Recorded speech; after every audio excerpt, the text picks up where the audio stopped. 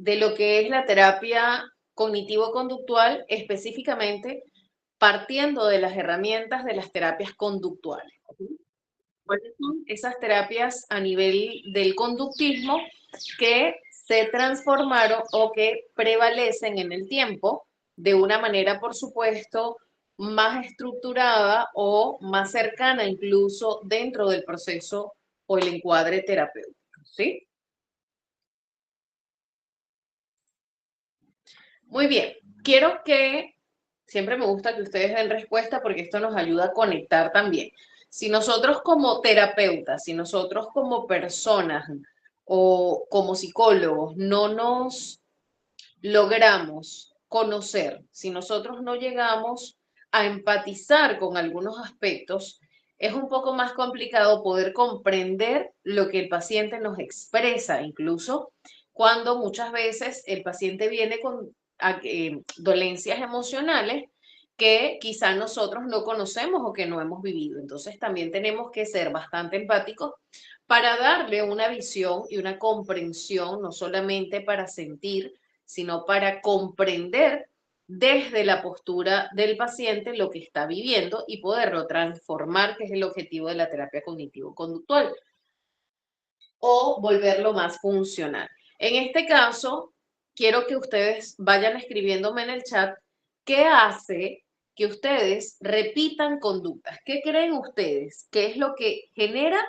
la repetición de las conductas? Por favor, vayan respondiéndome. Les voy a dar un minutito para que puedan ir respondiendo, ¿sí?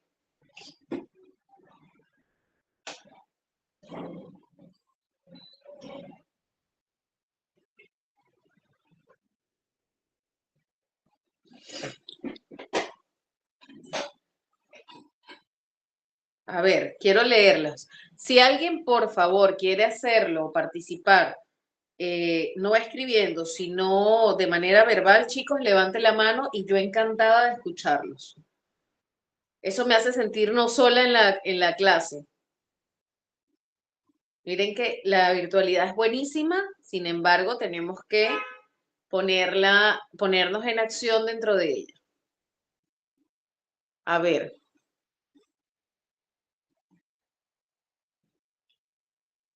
¿Qué hace que ustedes repitan las conductas? ¿Qué creen ustedes? ¿Qué es lo que hace que ustedes repitan una y otra vez ciertas conductas? ¿Qué será?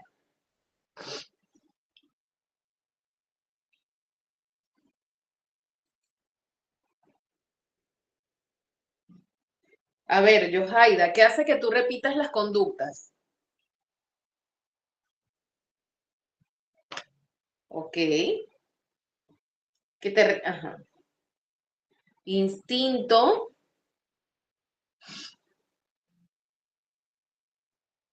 que les recuerden a cada momento qué cosa. O trauma, instinto o trauma. Ok. Para que algo se genere como una idea de trauma, ¿verdad? O incluso hasta una reacción instintiva en algunos casos, ¿qué es lo que hace que podamos tener? ¿Qué pasó allí para nosotros? Por ejemplo, pensar que las mariposas hacen daño. Ustedes van a decir, no, Lady, pero yo no creo eso. ¿Qué?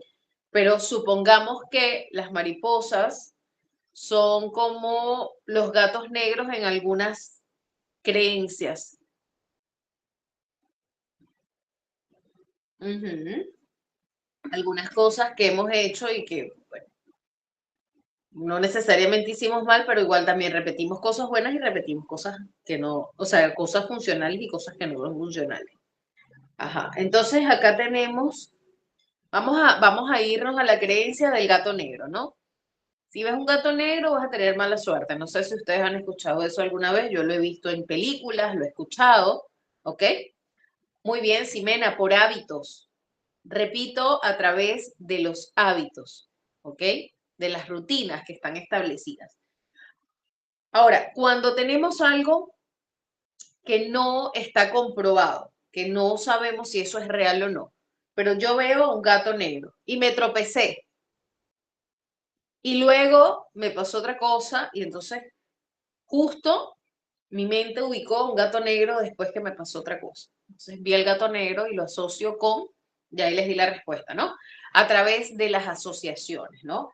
Claudia nos dice, la repetimos quizás por cosas o situaciones que nos han marcado y que nosotros interpretamos y asociamos ese momento, esa emoción, con un concepto que le dimos a ello, ¿no? Por ejemplo, si tú te caes, si tú eres niño y te caes, ¿verdad? Y las personas que están alrededor se acercan y te preguntan si estás bien, probablemente es lo que tú vas a aprender a asociar. Cuando alguien se cae, tú vas a acudir a buscar la ayuda, a validar cómo se encuentra la persona. Pero si por el contrario tú te caes y todas las personas se ríen y te dicen eres tonto, no debiste caerte, ahí nadie se cae, ¿qué pasa? ¿Qué pasa contigo? A ver, excelente. El cerebro ahorra energía automatizando conductas que ya se conocen. Por eso repetimos. Muy buen concepto que comparte Ximena. Chicos, sí. ¿Qué pasa con nuestro cerebro? Nuestro cerebro funciona en algún punto como un mecanismo de supervivencia. Es decir, nuestro cerebro constantemente está captando todas las señales, todos los estímulos del entorno y el cerebro es el que manda la señal para mantenernos protegidos. Entonces, lo que ya se vuelve, digamos, repetitivo, como el algoritmo del computador, cuando buscamos constantemente algo, ¿qué hace el algoritmo? Ya te arroja automáticamente lo mismo. En este caso, nuestro cerebro, para ahorrar energía, comienza a dejar de llevar al procesamiento, ¿ok? De mayor, ¿cómo les explico? O sea, deja de mandarlo a un procesamiento de mayor minuciosidad para que esta energía se guarde para situaciones nuevas o situaciones diferentes. Entonces, esto ya yo lo asumo y es cuando se instauran las creencias en nosotros y se genera esto que llamamos respondemos instintivamente. Ya nuestro cuerpo, nuestro cerebro, tiene guardado cómo nosotros vamos a reaccionar ante situaciones, por ejemplo, traumáticas, ante la risa cuando me he caído.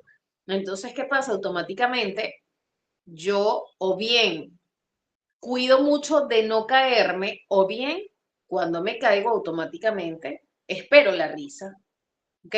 No es para mí, no hay otro indicador. Entonces yo digo, qué tonta, ya no voy a buscar otra explicación, automáticamente viene a mí, qué tonta, ¿ok? Sí, está ligado a la parte emocional también, por supuesto, porque hay una asociación de lo que es la emoción con lo que de acuerdo a lo vivido se va a generar como una interpretación, que es en base, por supuesto, a lo que yo conozco, que es funcional, que no es funcional, y por ello acá influye mucho el estilo de crianza, mi cultura, influyen muchísimas cosas, ¿ok? Para yo darle esa interpretación a esas situaciones va a depender mucho cómo yo manejo ciertos conceptos en la vida y eso va a ayudar. Realmente sí ayuda. La terapia cognitivo-conductual, lo que pensamos influye en cómo actuamos. Eso es correcto. Y nuestras acciones también pueden cambiar nuestros pensamientos, que básicamente es lo que nos dice la terapia cognitivo-conductual. Si nosotros cambiamos el accionar, los hábitos, también se transforman los pensamientos, ¿no? Y consecutivamente las emociones. Entonces, no trabajamos directamente en la emoción, sino en la parte cognitiva y de una manera directa o indirecta, también generamos cambios a nivel emocional, ¿ok? Y por supuesto, eso genera cambios a nivel conductual. Si yo genero cambios a nivel de la estructura conductual, también la percepción se modifica y mi emoción, por ende, tiende a generar otros resultados, ¿no? O sea, ya entiendo que esto no es un motivo de supervivencia. Si yo antes le tenía miedo a los perros, por ejemplo, yo comienzo a acercarme progresivamente a ellos y comienza a darse una desensibilización. Hoy vamos a hablar un poquito de la exposición justamente en cuanto a los traumas, ¿ok? Entonces, la terapia cognitivo-conductual, chicos, recordemos, no solo analiza la conducta, como nos las vendían antes, ¿no? Entonces nos imaginábamos al conductista observando cada detalle. Yo me imagino de repente que otras personas se imaginaban a un psicólogo así como que un espía, ¿no? No, no, tampoco es así. Tenemos que escuchar, tenemos que complementar muchas cosas. No es solamente la interpretación que yo le doy a esa situación, ¿ok? Más importante es cómo lo percibe el paciente incluso. Entonces, la TCC utiliza como vía para cambiar el pensamiento, se utiliza como una vía, un conducto para cambiar lo que es el pensamiento, ¿verdad? Y las emociones. Tenemos el condicionamiento, que ya no es directamente que vamos a trabajar con el condicionamiento, sino a través de algunas técnicas que están ya, digamos, más compactadas, más complementadas, más estructuradas. Allí dentro está el propio condicionamiento. ¿Ok? Ok, repasemos rápidamente. ¿Quién inicia el conductismo? Definitivamente inicia con Watson, ¿verdad? ¿Quién nos decía que la conducta es una respuesta aprendida a estímulos? ¿Ok? Hay un aprendizaje previo ante los estímulos. Según Skinner, el condicionamiento operante explica que la conducta se fortalece o se debilita por consecuencias. Es decir, generamos una percepción, si lo vemos bien, y generamos un aprendizaje de acuerdo a las experiencias que vamos viviendo y las consecuencias que ellas generan. Según Bandura, el aprendizaje a nivel de observación demuestra que aprendemos por modelado, es decir, imitamos el comportamiento de otras personas. De acuerdo a lo que nos decía nuestro amigo Beth, él integra estas bases en cuanto a lo que es el enfoque cognitivo y destaca que la acción modifica las creencias. Es decir, si trabajo en la conducta, modifico también las creencias. Trabajo en los nuevos hábitos, modifico las creencias, modifico el pensamiento y por ende también se generan cambios a nivel emocional. Cambiar la conducta, chicos, cambia la experiencia emocional. Definitivamente sí está comprobado científicamente que quienes cambian su conducta, quienes cambian sus hábitos, cambian la experiencia emocional que viven. Es por ello que cuando vienen pacientes a nuestra consulta en estados depresivos, nosotros recomendamos realizar actividad física, recomendamos reestructurar la rutina, ¿ok? Más allá de piensa positivo, es acciones que conecten o que segreguen otro tipo de en este caso a nivel bioquímico, que segreguen hormonas de bienestar. Ojo, el cortisol no es malo, el cortisol es necesario, ¿ok? En exceso sí nos daña, pero no es malo ni bueno, ¿ok? Tiene una función, todo aspecto de nuestro cerebro, estamos hablando de salud mental, todo aspecto de nuestro cerebro cumple una función. Cuando hay un exceso o un deceso de él, por supuesto, genera consecuencias, ¿no? Por ejemplo, en el caso del TDAH, hablamos de que el lóbulo frontoparietal puede verse incluso disminuido y que la actividad es disminuida en cuanto a la actividad eléctrica de la parte frontal está disminuida. Entonces, eso genera ciertas consecuencias en nuestro accionar.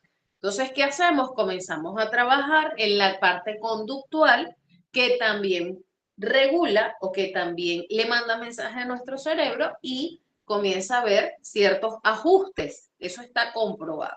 Entonces, ya sabemos que cambiar la conducta cambia la experiencia emocional y facilita el cambio cognitivo, es decir, la reestructuración a nivel de pensamiento y percepción. ¿Ok? Muy bien, las características principales de abordaje, vuelvo y repito, es un abordaje empírico, se mide, es medible, es estructurado, ¿sí? ¿Por qué es estructurado? Bueno, porque ya sabemos, lo primero que nosotros vamos a buscar es establecer objetivos terapéuticos. Desde que nuestro paciente llega a consulta, buscamos objetivos específicos que puedan ser alcanzables, ¿sí? Yo no voy a ponerme como meta terapéutica, tengo un paciente con una depresión mayor y no me voy a proponer en un mes que esta persona tenga una reestructuración cognitiva, ¿verdad? Completa. Pero puedo comenzar por que esa persona identifique en qué momento vienen estos pensamientos y podemos comenzar a crear nuevas rutinas para que en ese momento la asociación del horario se transforme en un nuevo aprendizaje, en una nueva conducta, hasta reestructurar y cambiar esa asociación de pensamiento, situación, vamos a ponerle que la situación es el horario o el clima, por ejemplo, entonces podemos hacer esa reestructuración. Porque es colaborativo, ya sabíamos que el terapeuta es un ente activo, pero en este caso la terapia cognitivo-conductual hace y vuelve al paciente un agente activo de la consulta. No es una persona que va a ir y va a estar de forma pasiva dentro del proceso terapéutico. ¿Ok? Y definitivamente, bueno, ya les he dicho antes, está orientado al presente. Hay algunas técnicas principales dentro de la terapia conductual, que es la activación conductual. ¿Cuál es el objetivo de esta técnica? Primero, romper el ciclo de inactividad. Ah, o sea, eso es lo que estamos haciendo cuando mandamos al paciente a moverse.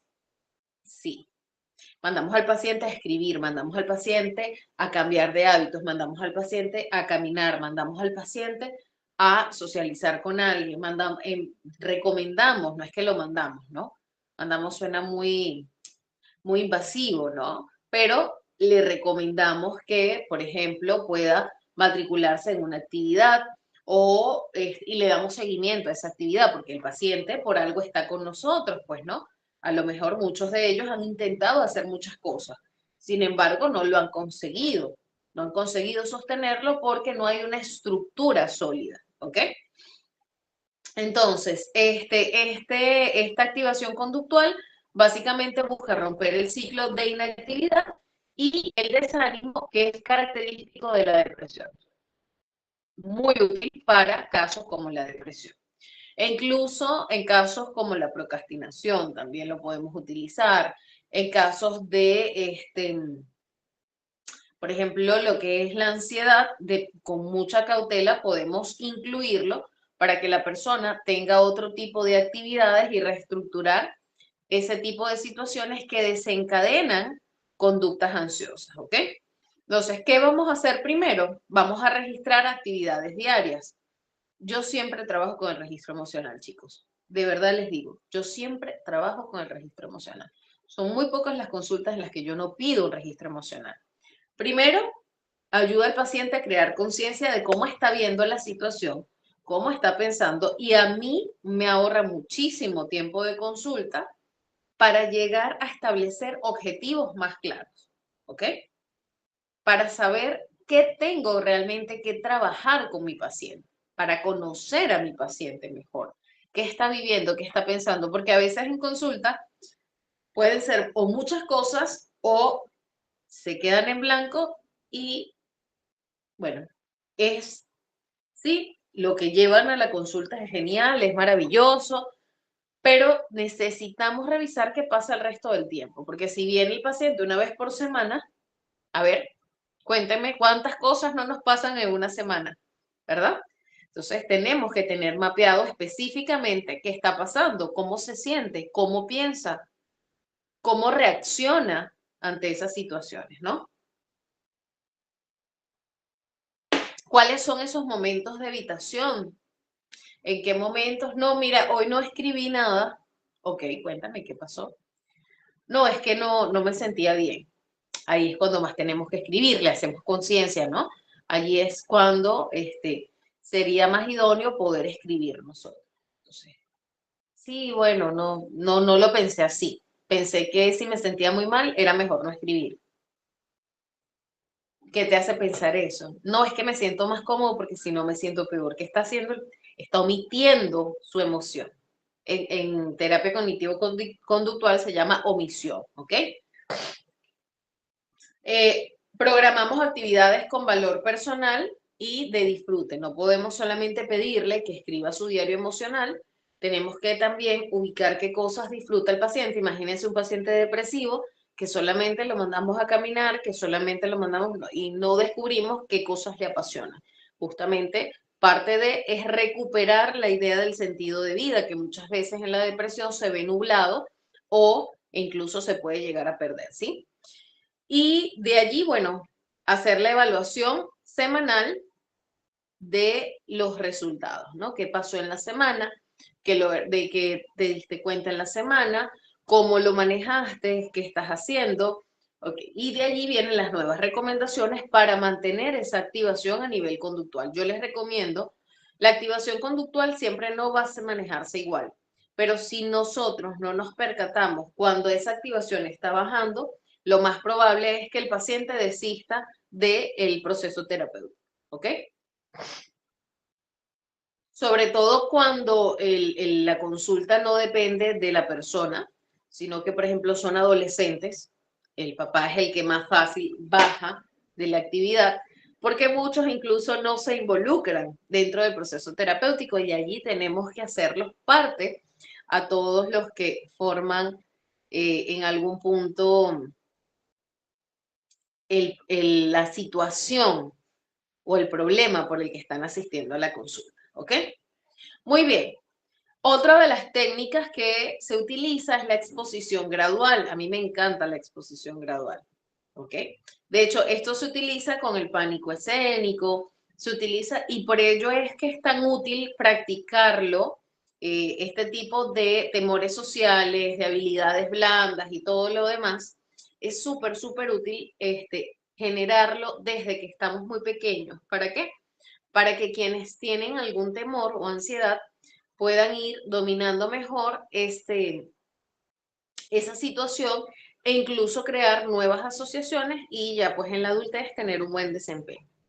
En este caso, el objetivo de lo que es la exposición gradual va directamente a lo que es reducir la ansiedad mediante ciertas habituaciones, o sea, ciertos hábitos que se van a incorporar de manera progresiva ante el estímulo que me desencadena un temor, que me desencadena un miedo, que me desencadena síntomas de ansiedad, ¿ok? Hay distintos tipos de exposición gradual. Una de ellas es en vivo. Nosotros no siempre tenemos como terapeutas la manera de hacer este tipo de exposición gradual, ¿ok? Entonces, ¿de qué trata? Bueno, hacer que la persona entre en el contacto real con la situación temida, ¿sí? Les cuento una anécdota, una alumna, perdón, una paciente de 9 años con autismo grado 2, hipersensibilidad auditiva, hipersensibilidad emocional también, y tenía mucha ansiedad social, ¿no? Que comenzamos a trabajar. Ella salía y ella no, o sea, aparte de que no socializaba, pero sí quería hacerlo, eh, le costaba hablar con otras personas. Entonces, bueno, ¿qué hicimos? Comenzamos a pedirle a su mamá que en el momento que salían, cuando iban a McDonald's o iban a algún lugar, ella hiciera el pedido de su parte. Es decir, empezaba mamá pidiendo lo que iba a solicitar al cajero y luego la exponíamos a ella. Ok, es tu turno. No era, dile, habla, no, es tu turno de pedir. ¿Ok? ¿Qué quieres? Y al principio, nada, se quedaba callada, ¿no? Obviamente esto lo sé por el seguimiento, se quedaba callada. Ya después ella logró incluso no solamente pedir las cosas cuando iba a algún lugar, sino que también en el colegio comenzó a interactuar con sus compañeras. ¿Cómo lo hicimos? Bueno, ella llevó el maquillaje, le gustaba, es una niña que le gusta mucho el tema del maquillaje y la belleza. Entonces ella se llevó un kit de maquillaje y progresivamente fueron acercándose una a una de las chicas con las que ya ella conocía, que eran parte de su grupo, que era un grupo pequeño, eso ayudaba mucho, pues si venían 10, la pobre iba a saturarse, ¿verdad? Estamos hablando de una niña con una condición y definitivamente la idea no es tampoco sobreestimularla. Entonces, claro, esto se pudo hacer porque eran pocos niños, eran como 4 o 5 niñas en su salón. Entonces, estas niñas se fueron acercando una, después la otra, después vinieron el resto. Y la indicación era que cuando se acercaran, ella primero las pintaba y luego cada una de las niñas le hacía algo distinto, ¿no? Por ejemplo, una le pintaba un ojo, la otra le pintaba el otro ojito, la otra le colocaba el labial y así, y la otra los brillitos, ¿no? Esa niña, yo recuerdo, esa niña me cuenta que eso se lo disfrutó, las fotos fueron hermosas, me enseñaron fotos, o sea, fue un momento de verdad que ella, yo estoy segura que lo va a recordar. Y actualmente, bueno, ya hace tiempo no la veo, ya está, ahorita no está conmigo. Sin embargo, tuvimos muy buenos resultados a nivel de la exposición progresiva en el aspecto social. Eso es muy importante, chicos, ¿sí? Pero no siempre vamos a tener la oportunidad de hacer esa exposición en vivo. Si no tenemos esa oportunidad, lo podemos hacer de manera imaginaria. ¿Cómo lo hacemos? A través de una recreación mental, a través de una visualización, ¿ok? Hacemos una visualización o también podemos hacer una exposición frente a un espejo, por ejemplo, podemos hacer incluso un roleplay, pero cuando vamos a hablar de esta exposición gradual, yo sí les recomiendo que si no es en vivo, se utilice primero la visualización y luego las otras herramientas, ¿sí? El roleplay solo por sí en este tipo de situaciones no es el más funcional, ¿ok? La visualización acompañada del roleplay es muy potente. La visualización acompañada del ejercicio frente al espejo también es muy potente, ¿ok? Muy bien. Algunos pasos para esta exposición gradual que podemos tomar en cuenta es elaborar la jerarquía de exposición. Ok, yo como terapeuta hago mi plan. Primero voy a ayudar a Pedrito a que se imagine que está hablándole a 30 personas, ¿verdad? Luego vamos a trabajar con otra visualización donde Pedrito se va a presentar frente a 50 personas, ¿no? Luego de allí nos buscamos incluso si es posible sonidos, hablando de alguien que tiene miedo escénico, sonidos de aplausos de una multitud de personas, ¿no? Entonces tenemos allí el sonido, ¿ok? Y le damos la indicación, en este momento vas a escuchar ciertos sonidos, vas a escuchar sonidos de aplausos porque ya ha terminado tu exposición, tu ponencia, y eso te brinda mucha confianza y te sientes cómodo. En otro momento no recibes los aplausos, sin embargo te sientes cómodo, ¿ok? Porque realmente nosotros le podemos hacer una exposición, pero nosotros no sabemos qué tanto van a aplaudir las personas, ¿no? Si unos van a aplaudir y eso no significa que no les guste. A ver, les pregunto, mejor termino y después les pregunto porque después me distraigo, ¿ya? ¿Me acuerdan de la pregunta de los aplausos? Ok, de allí vamos a comenzar a hacer las visualizaciones o la exposición progresiva hasta que disminuya el factor que genera o que desencadena la ansiedad, asumiendo de que estamos hablando de un caso de ansiedad, o que disminuye el temor, ¿sí? Entonces, cuando nosotros vemos que ese temor va disminuyendo, nosotros continuamos la repetición hasta bien sea verlo extinguido o verlo muy poco, ¿ok? Les iba a preguntar, ¿cuántas veces a ustedes no les ha pasado que van a un lugar, ven algo, les gusta mucho y se quedan tan encantados que ni tiempo de aplaudir les da? A mí me ha pasado. Muy bien, Tenemos, por otro lado, el entrenamiento de habilidades sociales. A ver, Lady, pero ¿por qué entrenamiento de habilidades sociales? Nosotros, ¿qué buscamos? ¿Cuál es el objetivo de la terapia cognitivo-conductual, chicos? Yo creo que ya ahorita yo lo he repetido bastante en las 3 clases. Entonces, ¿cuál es nuestro objetivo principal en la terapia cognitivo-conductual?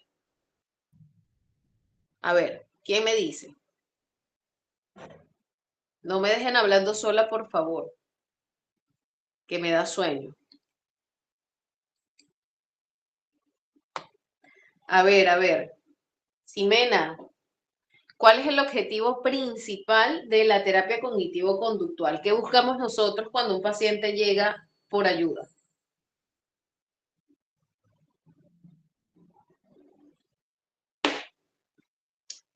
¿Cambiar los hábitos? Hay otro más allá. Ese también es un objetivo. Sin embargo, ¿cuál es el objetivo principal de la terapia cognitivo-conductual? ¿Qué queremos que logre el paciente? Que tenga qué.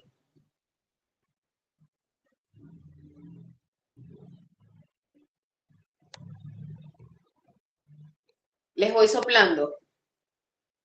Sería identificar primeramente y de ahí modificar algunos patrones de conducta.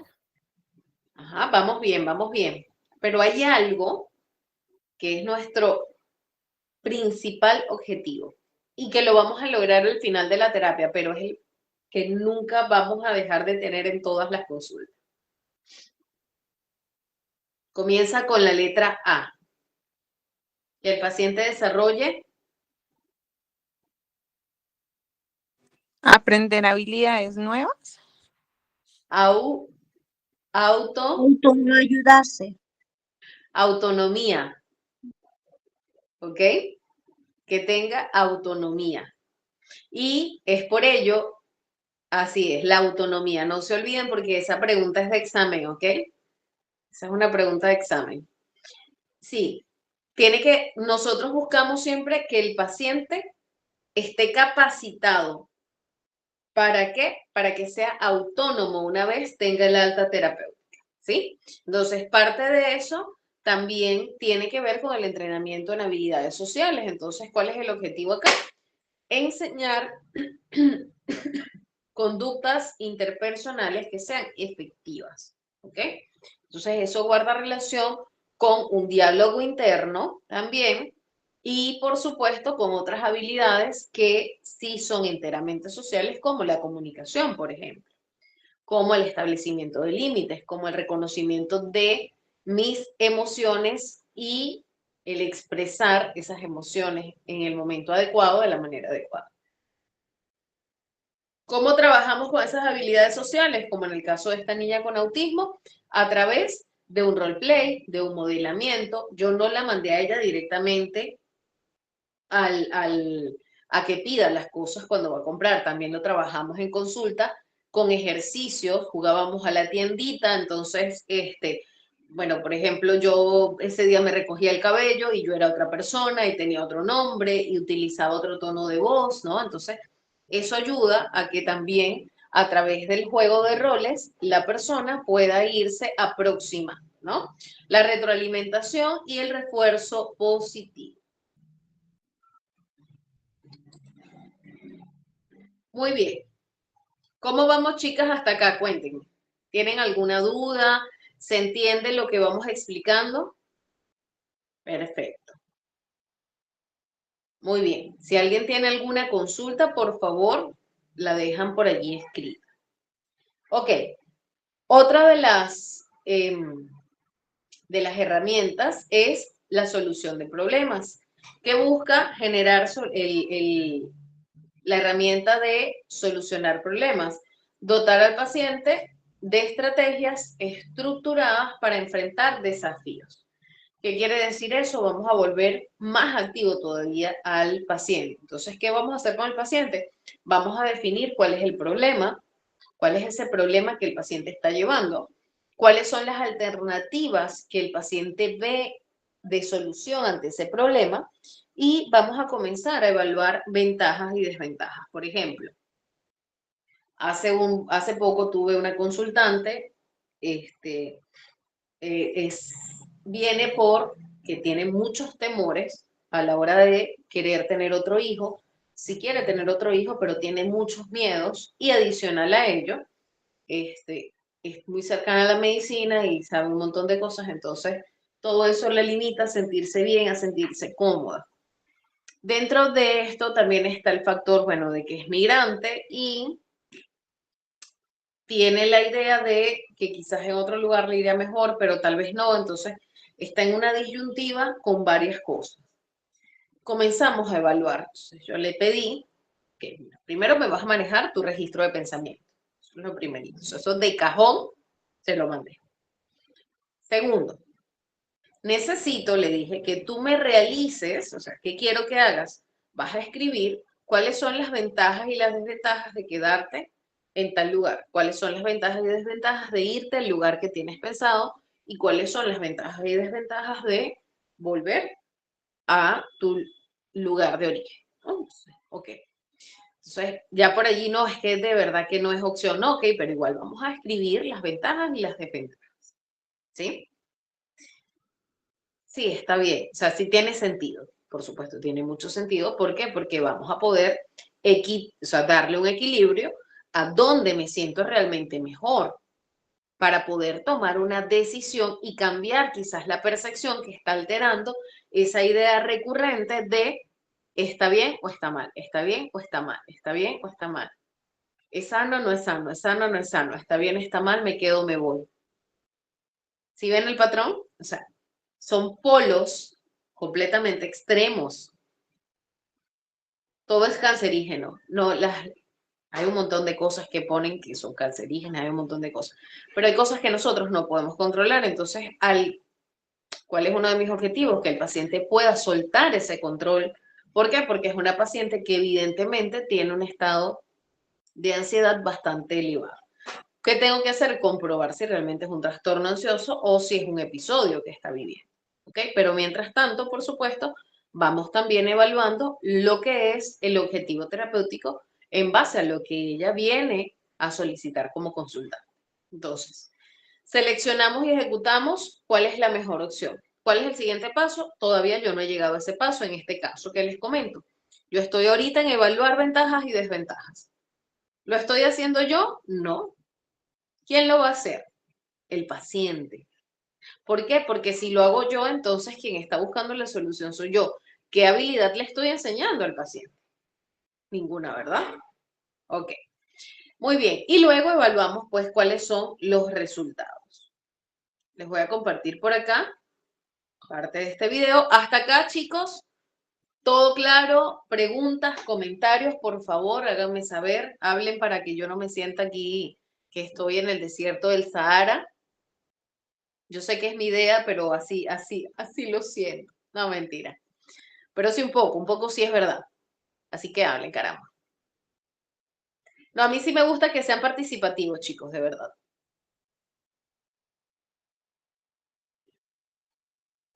A ver, a ver, a ver.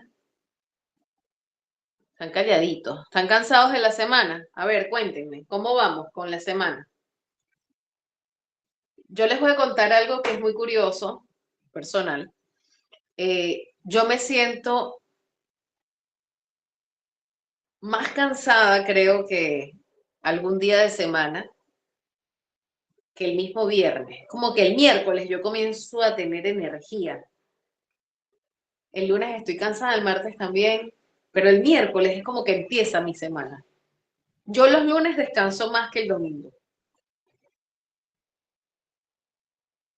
Muy bien. ¿Cómo podemos abordar la terapia cognitivo-conductual con niños con TDAH? Bueno, ahí sería todo un curso nada más para hablar de la terapia cognitivo-conductual con un niño con TDAH. Entiendo, Cintia, que este niño con TDAH, por lo que me dices, que no tiene apoyo en casa, es un niño que tú tienes en clase, ¿cierto?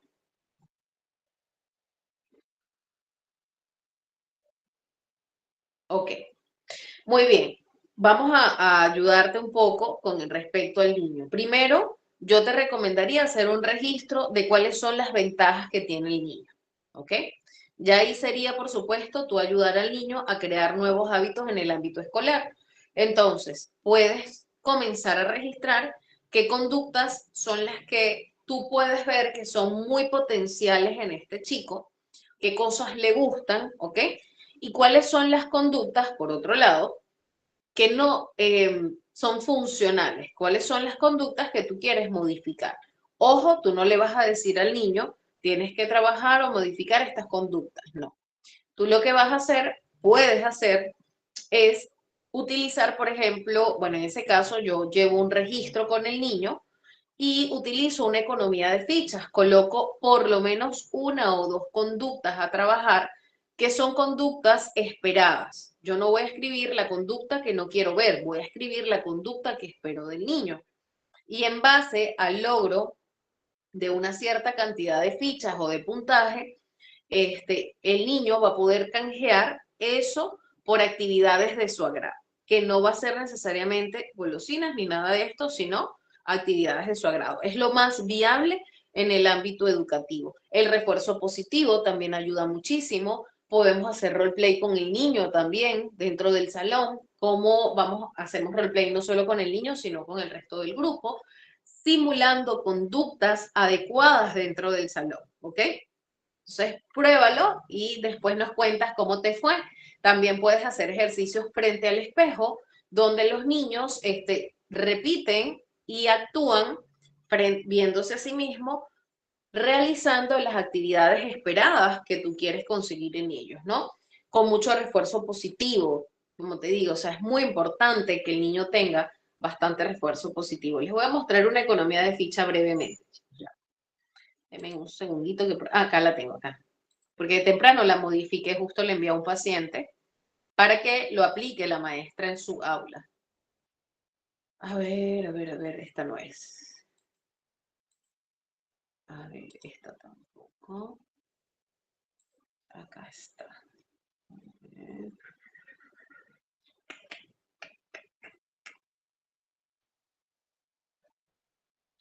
Acá está. Es que no se imaginan ustedes la cantidad de cosas que a veces me toca crear en el día. Aquí está. Bueno, al niño le gusta Sonic, entonces yo me doy la tarea de que le gusta al niño y cambio el muñequito, ¿no? Esto lo tengo con mi muñeco porque he hecho muchas economías de fichas. Entonces yo acá envío las indicaciones, por ejemplo, y por acá está lo más fácil y que tiene un valor enorme. Usted va a agarrar esa economía de ficha y usted le va a escribir cuál es la conducta esperada. Ah, y puedo colocar 3 conductas. Si estamos hablando que el niño tiene TDAH, no nos vamos a lanzar con las 3 conductas. Yo recomiendo que se vayan con una a la vez, ¿ok? Ya, ese es un regalo que yo les voy a hacer llegar de la economía de ficha, pero se los voy a hacer llegar en la última clase, ¿ok? Para los que asistan a las 5 clases.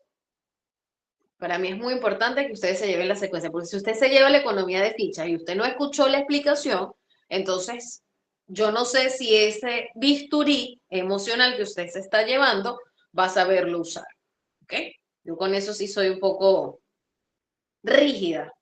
Ahí me vuelvo un poco rígida. Pero sí se las voy a facilitar, chicos, porque mi intención es que todos mejoremos, ¿sí? Ay, Cintia, ya estás ponchada. No, mentira. Lo podemos manejar por lo que has escuchado, parte de las clases anteriores hemos hablado sobre lo que es la parte de la historia de la terapia cognitivo-conductual. Si puedes, por favor, revísala, comprométete a revisar la clase y no te preocupes, están las clases grabadas, pídelas, ponte al día y encantada te compartimos la ficha, ¿sí? Muy bien, continuamos, pero sí se las voy a facilitar, chicos, no se preocupen. Vámonos con el video. Profe, pregunta. Es que tú ahí en el cuadrito ibas a explicar algo para los niños de TDAH, donde tienes conducta. Ahí entonces, ¿cómo la manejamos? Es Ya, que pues ahí interrumpieron y que ahí como que... no te preocupes, corazoncito, vamos de nuevo acá. En la parte de conducta, ustedes pueden escribir, por ejemplo, a ver, yo quiero que el niño esté durante cada clase por lo menos 20 minutos sentado, ¿ok? Entonces, permanezco sentado durante 20 minutos en cada clase. Yo no le voy a colocar, no me paro, no me levanto de mi asiento, no le voy a colocar. Permanezco sentado durante al menos 20 minutos en cada clase. Solo voy a trabajar con una conducta.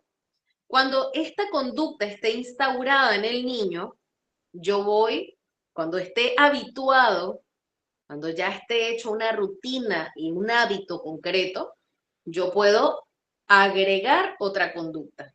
Mientras tanto, no.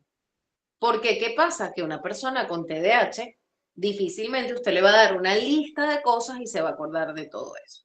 Al contrario, va a lograr que no se acuerde de ninguna de las cosas que usted le indicó. Y ojo, no es que porque tenga una conducta el niño se debe acordar. Recuerden que TDAH es déficit de atención, en algunos casos con hiperactividad, ¿sí? Pero casi siempre tiene el déficit de atención. Más allá, no es tanto de que se bloquean, es un tema de distracción, ¿ok?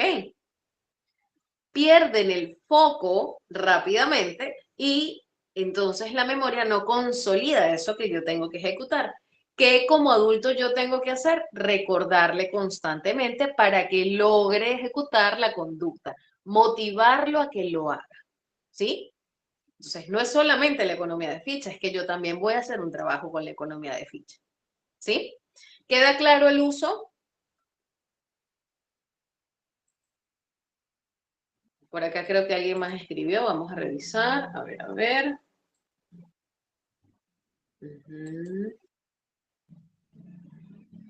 ¿Cuántas sesiones aproximadamente se tiene que trabajar con un niño de... Uy, Dios mío, no necesariamente.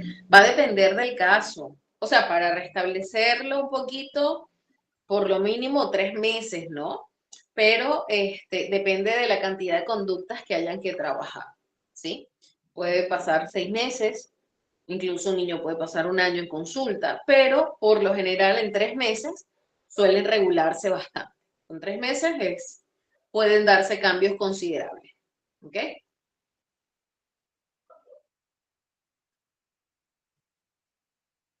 Sí, hay que buscar ciertos factores de motivación por allí, Ángeles, así es. Por lo general, los chicos con TDAH tienen muchas virtudes, así que hay que verlo desde otra perspectiva y transformar, acompañarlos a crear nuevos hábitos para que ellos puedan mejorar, pues, ¿no? Virginia, te escucho.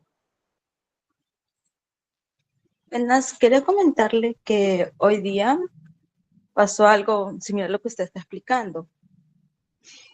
Resulta que con el niño que estoy trabajando, le comenté que si él baila bonito, porque el día de hoy él no quería ensayar como era la última hora, él esperaba ya irse a la casa, pero le expliqué que nos vamos a quedar un poquito más y que vamos a ensayar el baile. Ya se imagina cómo se puso el niño, él ya quería irse. Y fue un cambio que a mí no me informaron y le expliqué que si él baila bonito, va a venir la mamá, le va a traer una hamburguesa porque él ama las hamburguesas. Wow. ¿Ya? Eso le dije. Y él sí se esmeró en bailar mientras le da el direccionamiento. Te pregunto, ¿la mamá se... realmente le iba a llevar la hamburguesa? Sí, tenía planeado llevarle una hamburguesa. Ok, ¿y le llevó la hamburguesa? Sí, le llevó la hamburguesa. Y aparte de eso, como estamos trabajando lo que es que espera un poquito, la mamá le indicó que podía comer la hamburguesa, pero en la casa, que solamente Ya. tenía que esperar un poco hasta que llegara a la casa. Y el niño empezó a esperar. Yo esperaba que tal vez le diga, no, ya quiero, o se ponga a llorar, pero él se Qué esmeró bueno. en esperar. Sí, y fue algo que me llamó bastante la atención porque yo esperaba que como él reaccionó de una buena manera en el baile, tal vez con lo que iba a ser el esperar se iba a desbordar y como usted indicó, unos 3 meses y yo he estado trabajando el que él espere durante 4 meses. Ese Imagínate. era mi aporte. Sí, gracias. Gracias, gracias, gracias, Virginia. Sí, definitivamente Es que, fíjense, el tema de crear hábitos, cuando ustedes leen un libro, en el libro les dice, durante 3 meses, durante 90 días, porque allí, en ese periodo de tiempo, por lo general, se llega a consolidar un hábito. ¿Ok? Ximena, te escuchamos. Profe, bueno, de acuerdo a lo que la compañera dice, yo sigo pues las instrucciones que da la psicóloga, la psiquiatra y mis terapeutas. Y por ejemplo, algo que sí a nosotros nos han advertido es el de, digamos ella, que si el niño bailaba, entonces le van una hamburguesa. Creo que eso está mal debido a todo, o sea, creo yo, pero según lo que dice la psicóloga, imagínate que ella nos estaba contando un caso de una niña que iba a ingresar a ballet, a su clase de ballet, y ella empezó a llorar y así, y la mamá empezó, si entras, mi amor, yo te doy un dulce y no sé qué, y así también empezó la profe. Resulta que esos niños así son más propensos a abusos sexuales. Y creo que hacerle eso a los niños está muy mal hecho. Fíjate, aquí hay algo importante, ¿no? Qué bueno que comentes esto.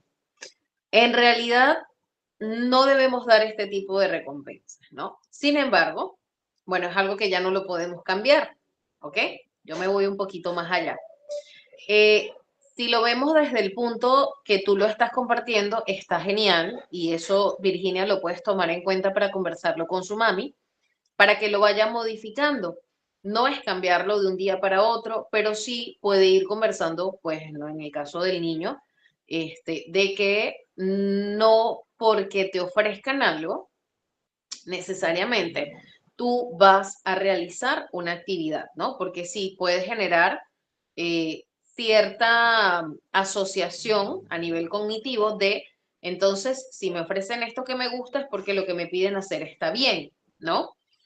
Sin embargo, podemos ir suplantando ese hecho de toma esto y tú haces esta conducta. Mira, tenemos esta actividad, es necesario que hagas esta actividad. Hacer esa actividad te va a generar que tengas, por ejemplo, una ficha que vale 5 puntos, ¿no? Y cuando llegues a 100 puntos, tú puedes canjear esos puntos. Yo trabajo mucho con el sistema de puntos. Tú puedes canjear esos puntos por distintas actividades. Puede ser canjear 50 puntos por 5 minutos más de recreo. Puede ser canjear esos 10 puntos por una pregunta menos en la tarea, no sé. O, por ejemplo, por tener opción a una ayuda o cualquier cosa. Entonces tú tienes disponible, es como incluso se aprende lo que es el financiamiento en la vida, la planificación, que es uno de los aspectos más complicados dentro del TDAH, ¿sí? Por allí lo pueden manejar.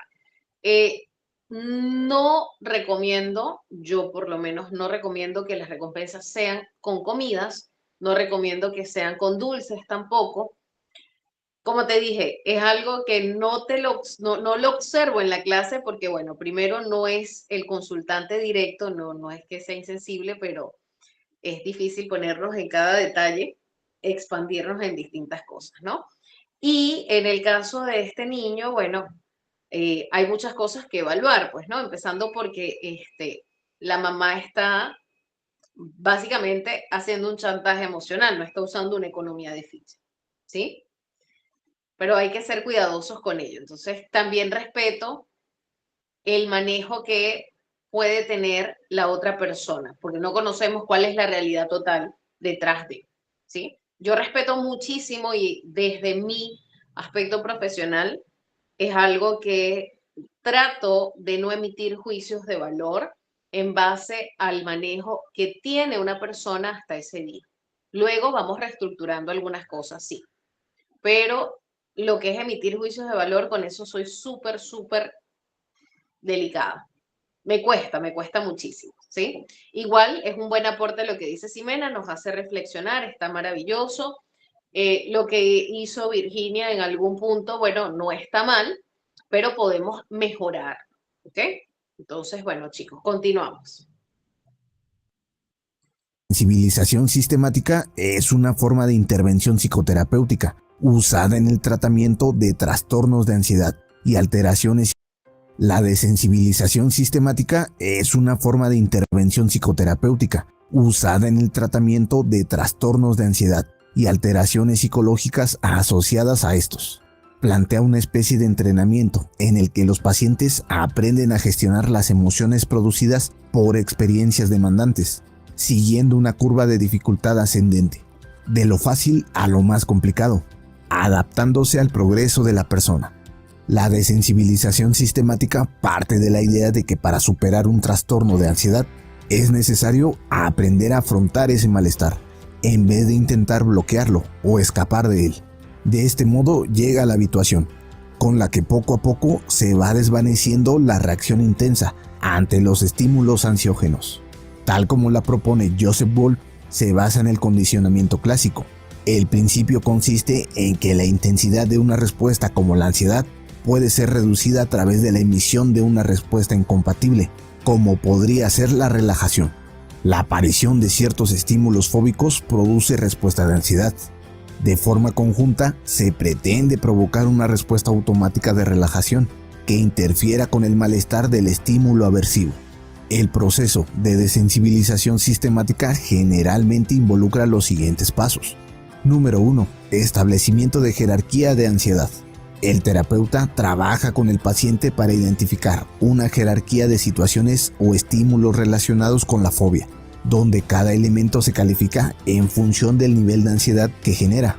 Los elementos en la parte inferior de la jerarquía son los menos ansiosos, mientras que los de la parte superior son los más ansiosos. Número 2. Relajación. El paciente aprende técnicas de relajación, como la relajación muscular progresiva o la respiración profunda, que le ayudarán a controlar su ansiedad. Número 3. Exposición gradual. El paciente, en colaboración con el terapeuta, comienza a enfrentar los elementos de la jerarquía de ansiedad, comenzando por los menos ansiosos. Durante estas exposiciones, el paciente practica las técnicas de relajación para mantener su ansiedad bajo control. Número 4. Desarrollo de tolerancia. Con la repetición de la exposición a los estímulos temidos, el paciente desarrolla una mayor tolerancia a la ansiedad asociada. Con el tiempo, la ansiedad disminuye y el estímulo ya no provoca una respuesta de ansiedad intensa. Número 5. Avance en la jerarquía. A medida que el paciente se siente cómodo y menos ansioso en las situaciones menos temidas, progresa gradualmente hacia los elementos de la jerarquía de ansiedad que generan un mayor nivel de malestar.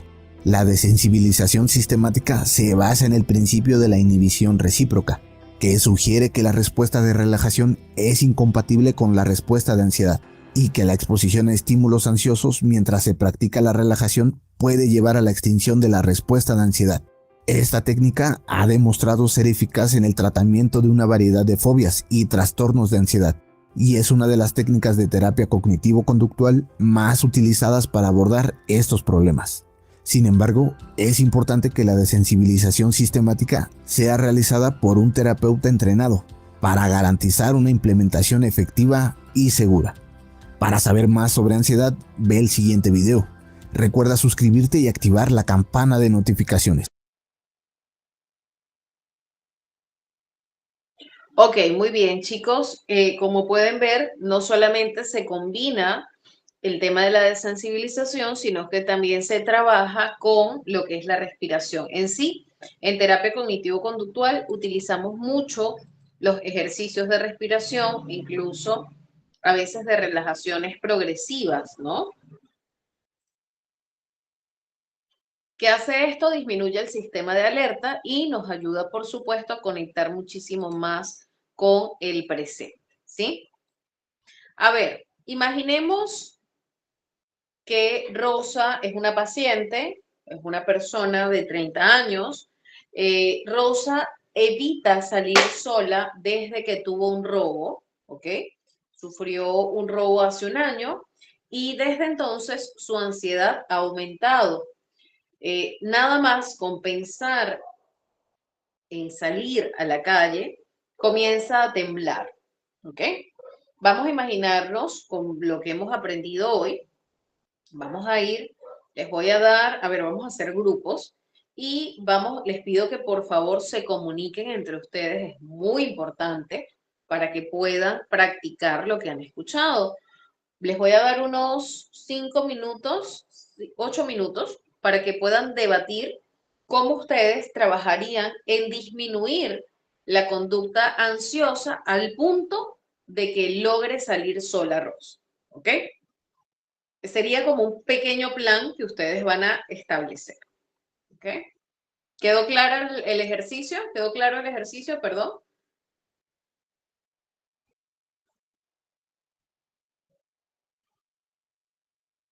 Ujú.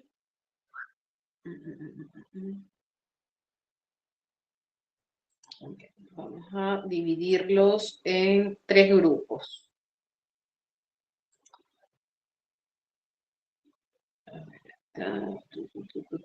De trabajo.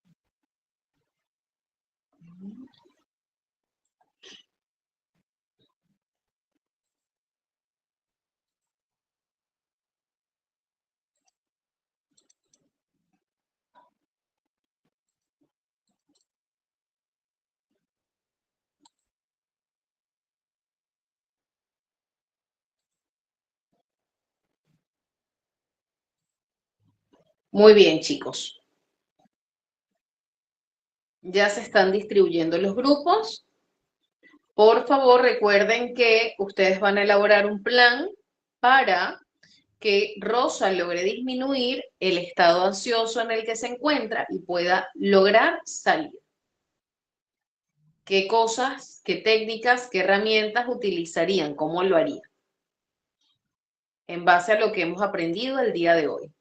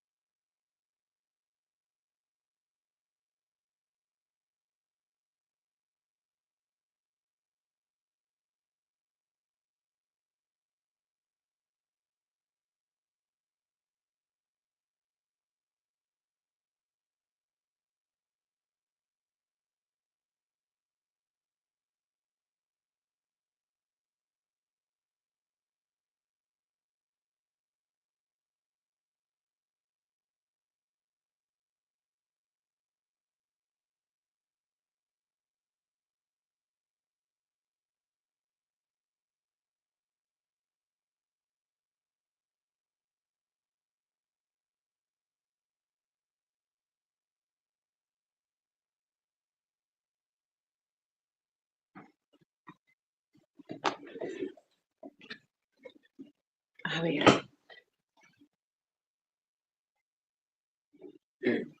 Vamos a esperar que regresen todos.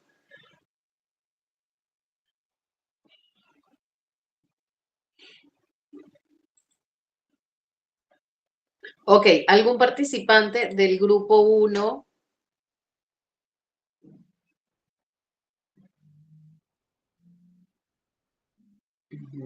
Muy bien. Por acá, Ximena. Ximena, ¿en qué grupo estabas, corazón? En el 3, profe, con Excelente. Monty, pero solo lo escuché, no sé, me dijo como Ximena. Y ¿Cómo? ya, pero no sé, no hablamos.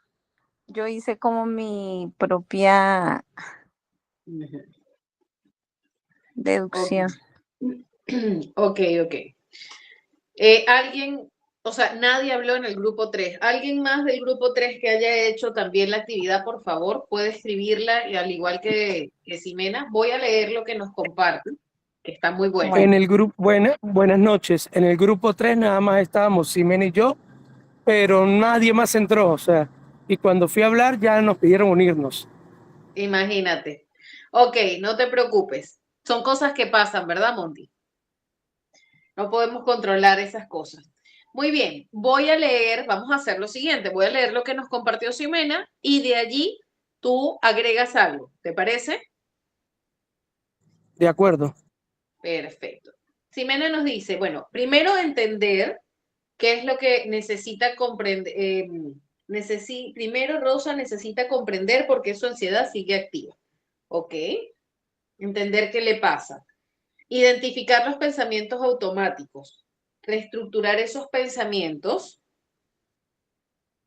Se busca crear pensamientos alternativos. Y por último, entrenamiento en habilidades de seguridad realista. Ok. ¿Qué agregarías o qué quitarías tú de este procedimiento, Monty? Bueno, yo desde mi punto de vista, para que ella pueda superar ese temor, ese miedo, primero que todo debe comprender qué fue lo que le pasó, ¿sí? Analizarlo, internalizarlo y luego empezar con algunos ejercicios que le permitan a ella comprender y pueda enfrentar esos miedos. Ok, entonces lo primero es buscar que ella pueda conocer qué está pasando, comprender y luego trabajar para extinguirlo. Correcto. Muy bien. Ok, ninguno de los dos está fuera de lugar, está muy bien lo que ambos se han planteado. Lo único que yo sí manejaría distinto, denme un segundito para ingresar y poder leer acá. Un momentito, acá estoy. Sería, primero, bueno, definitivamente tengo que escuchar, pues, ¿no? Qué ideas tiene ella al respecto de esta situación, qué siente, cómo se siente, este, cómo era ella antes de, qué pasaba antes de este robo, ¿no? Cómo se sentía ante esa situación, porque de repente el robo simplemente fue un detonante que afianzó un temor que ella tenía. Entonces hay que ubicar bien eso. Entonces conozco bien el motivo de consulta. De allí, yo lo siguiente que haría es identificar cuáles son los pensamientos automáticos, cuáles son las asociaciones que representan para ella todo esto. Y definitivamente vamos a trabajar en una reestructuración y en una desensibilización también y una exposición, ¿ok? Que es lo que nos va a llevar a desarrollar las habilidades sociales nuevamente, porque de repente Rosa sí tiene habilidades sociales, pero se han pausado, vamos a llamarlo así, dada la situación o el acontecimiento que desencadenó algunas ideas erradas o sobregeneralizó algunas situaciones, ¿ok? Entonces tenemos que ubicar bien eso. Muy bien, Monty, muy bien, Ximena. A ver, Claudia nos dice en el grupo 1. ¿Ustedes sí lograron conversar en el grupo 1? ¿Me confirman, por favor? Evaluación inicial, muy bien. Recoger información sobre síntomas, ansiedad, pensamientos, emociones, conductas de evitación, muy bien. Y me encanta cuando, ya ven que me cambia la cara, me encanta cuando los leo. Ok. Impacto en su vida diaria. que qué hace, ¿no? Ximena, porque imagínense, si no puede salir de la casa, entonces de repente Ximena por allí nos dice, no, yo trabajo en remoto. ¿Desde cuándo? Siempre he trabajado en remoto. ¿Y salías? No, no salía. Ah, ok. ¿Y con qué frecuencia ibas, no sé, al mercado a hacer compras, ¿no? ¿O qué fuiste a hacer ese día? Bueno, fui a comprar al mercado. Ok, ¿con qué frecuencia salías a hacer compras? Una vez a la semana porque el resto iba mi hermana, por ejemplo, ¿no? Sí. Tenemos que, probablemente, también hay algo más allí, en base a el temor social. Puede ser, es mi hipótesis como terapeuta. Ustedes como terapeutas pueden tener hipótesis, que no sean juicios de valor. Ojo con eso. Entonces, en base a esa hipótesis, bueno, yo comienzo a comprobar si mi hipótesis es real o no a través de la mayéutica, a través de un diálogo socrático, ¿ok? Que ya lo aprendimos en las clases anteriores. Muy bien. Por acá nos dice situaciones específicas a las que teme. Bueno, en este caso tenemos específicamente que tiene miedo a salir a la calle. De repente pueden haber más, pero ella quiere trabajar ese nada. Nos enfocamos en ese temor que ella tiene y le damos herramientas para que pueda ella reconocer cómo trabajar en otros miedos que quizá no está llevando a consulta en ese momento, ¿sí? Antecedentes de otros eventos traumáticos también es útil, pero esto yo no lo aplicaría al final, esto yo lo aplico cuando estoy recogiendo la historia clínica, ¿ok? Cuando empiezo con la evaluación inicial, así que esto de acá abajo lo mando para arriba. Muy bien, el resultado sería que logre salir sola sin que la ansiedad la domine, recuperando su vida normal y sintiéndose capaz. Probablemente su vida no sea igual a antes, ¿no? Pero va a comprender muchas cosas y quizá pueda desarrollar hábitos que le hagan vivir incluso mejor que antes de ese episodio del robo es posible. Muy bien, Cintia, te escuchamos. Escuchamos el grupo 2. Pueden abrir su micrófono.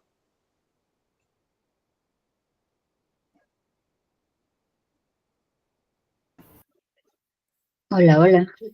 Hola, Cintia, te escuchamos. Ah, no, yo soy Saray. Ah, Saraí, te escuchamos. Perdón. Cintia está escribiendo por el chat. Vale, vale. Tú estás en el grupo 2 también. Sí, también. Ya, los escucho. Bueno, primero que nada sería la evaluación inicial. Ok. En este caso, que es identificar los síntomas específicos, ¿no? Por ejemplo, los pensamientos intrusivos que tiene Rosa. Después establecer objetivos terapéuticos con ella, con base a lo que vamos obteniendo de información. Por ejemplo, el recuperar la sensación de seguridad. Segundo punto, entraríamos como yo más bien entraría en la parte de explicar el proceso o qué es la ansiedad. Mediante esto normalizar y validar lo que ella está sintiendo, porque si hablamos biológicamente, pues el cerebro está diseñado para mantenerte vivo, para mantenerte a salvo. Generalmente, pues el cerebro no reconoce entre un daño físico ni emocional, ¿no? Él necesita mantenerte vivo. Entonces, normalizar esa parte. Después ir en la introducción del principio de la exposición, como lo había usted marcado hace un momento. Por ejemplo, enfrentar gradualmente la situación, ¿no? Y una vez establecido esto, pues generar algunas técnicas de autorregulación que ella le necesite y le sirva, ¿no? Porque generalmente personas necesitamos y nos sirve pues diferentes técnicas. Un ejemplo puede ser recrear rutinas de autocontrol y podemos meter lo que es establecer horarios de pruebas, horarios de práctica, donde ella se sienta más segura de salir y se pudiera meter, no sé si ahí podremos meter un logro de recompensa en el sentido de que pudiera ella hacer una actividad agradable fuera, ¿no? En esa salida.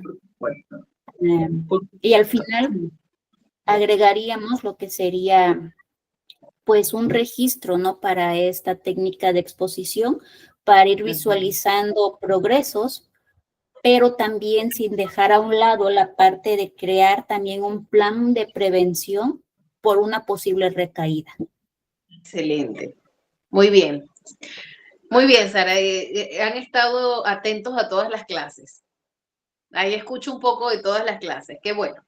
Fíjense, de eso se trata. Ok, fíjense que hay algo, los felicito chicos a los 3 grupos. Me encanta de verdad el compromiso que ustedes tienen con ustedes a la hora de poder poner en práctica esto que estamos aprendiendo. Ahora, me gusta muchísimo el escuchar el tema de la psicoeducación. La psicoeducación es una herramienta vital dentro del proceso terapéutico. Por otro lado, el registro, yo les recomiendo manejarlo al principio, que va a servir para chequear al final también cómo hemos avanzado durante el proceso terapéutico. Sin embargo, si lo empezamos a la mitad o al final, no nos deja ver esa línea de tiempo de cómo eran esos pensamientos disfuncionales al inicio de la terapia. ¿Ok? Entonces, lo que queremos es que la persona se lleve bien mapeado cómo puede en otra ocasión reestructurarse a sí misma. Cuando estábamos en pandemia, sí, nos pasó a muchos. Sí, muchos terminaron afectados definitivamente, unos afectados, otros terminaron curados, aunque no lo crean. Habían personas que necesitaban esa pausa y realmente hay personas que dejaron hasta adicciones en el proceso de la pandemia. Otros se desajustaron. Fue mucho más grueso la cantidad de personas que se desajustaron, pero bueno, no solamente por la ansiedad, sino por también otro tipo de síndromes y síntomas por allí que se presentaron. ¿Ok? Muy bien, aparte de que nosotros estamos adaptados a la vida en sociedad y podemos decir, bueno, pero es que allí estábamos con la familia. Algunos sí, otros no. ¿Ok? Unos sí, otros no. Muy bien. A ver, chicos. A ver, me perdí. Me fui de diapositiva. Muy bien, muy bien, muy bien. Quiero felicitarlos. Un aplauso para ustedes. Marquen sus aplausitos allí, por favor. Vamos a movernos, vamos a mover distinta la dinámica. Vamos a comenzar a crear nuevos hábitos de estudio. Vamos a hacer hábitos activos dentro de. Entonces, eso quiere decir que en la siguiente clase, como hemos hecho muy buen trabajo ahorita, la siguiente clase vamos a iniciar participando. ¿Verdad que sí? Muy bien. Las conductas, chicos, son un laboratorio, ¿sí? Son el laboratorio donde la mente aprende que puede cambiar. ¿Ok? Y yo insisto, nuestra mente es como un computador. La podemos reprogramar muchísimas veces, ¿sí? Si no, pues no pasaría una persona de tener una depresión mayor incluso a ser completamente exitosa y a lograr el bienestar. Sí pasa. Ah, pero Lady, también hay casos como por ejemplo, se me olvidan los nombres, no soy muy buena con los nombres de los artistas, pero por ejemplo Robin Williams, él estuvo con una depresión durante muchos años y todo lo demás. Ok, perfecto, llegó a suicidarse, pasó lo que pasó. Sí, también hay casos así, pero también hay casos en los que las personas, por ejemplo, esta mentora que es Margarita Pasos, ella estuvo en un estado depresivo mayor y, bueno, actualmente tiene bastante éxito. ¿Qué va a hacer de ella mañana? Pues no lo sabemos, ni ella misma tampoco. Lo que sí sabemos es que ella actualmente tiene hábitos que le ayudan a sentirse bien. Y eso son cosas que nosotros podemos también tomar en consideración. Por supuesto, ella no lo hizo sola, lo hizo también con un equipo de salud mental y con coaches, mentores y todo lo demás, pero antes de, por supuesto, con un equipo de salud mental. Muy bien, chicos, me gustaría que para la siguiente clase, como les dije que vamos a empezar hablando, ustedes puedan diseñar esta tareita. Van a hacer un plan conductual, ¿sí? Para un paciente ficticio donde van a aplicar algunas de las técnicas vistas hoy. Si bien ya hicimos el ejercicio con Rosa, quiero que ustedes lo plasmen también escrito.